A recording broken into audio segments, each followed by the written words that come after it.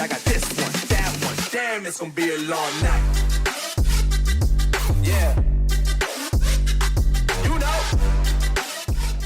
Sport hasn't been easy in the age of coronavirus, but there is one that seems to have slipped through the net. Badminton. Men's and women's trials began this week with many first years hoping to make their respective squads, and it all appeared rather normal. Unusual given the current state of affairs. Men's captain Jefford Michael, through the wonders of Zoom, said that he is lucky that badminton is in the position that it is. I think we're quite fortunate, actually. As far as things stand for right now, we're one of the very few sports that can pretty much operate as normal.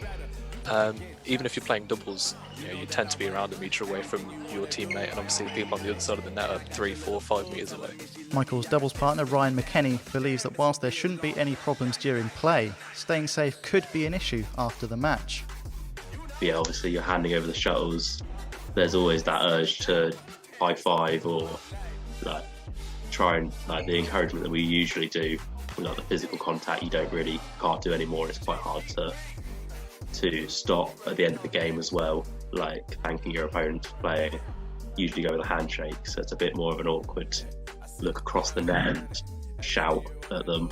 Whilst it may seem like badminton is impervious to COVID restrictions, being an indoor sport, it is assumed it poses a greater risk to players. To combat this, the university have imposed guidelines and protective measures to ensure the risk to all participants is as low as possible. The main things are a kind of head cap on how many people are around in the sports all at once. At the moment, I think it's 20 people you can have.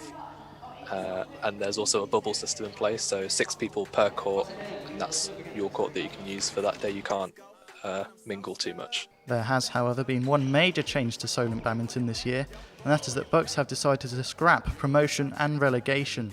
Competing in what are effectively friendlies week in, week out could demotivate players, but women's captain Louise Williams believes there is a silver lining. We're seeing this as more of a good thing than a bad thing. It's given us the opportunity to really improve our team as a whole. So if anything, this will put us in a better place than we were previously for the next year coming. With lockdown taking a toll mentally on people up and down the country, it is refreshing to see that the most popular racket sports in the UK can still be played in sports halls throughout the land. Wes Spearman, Solent Sports Complex, Spectrum Sports.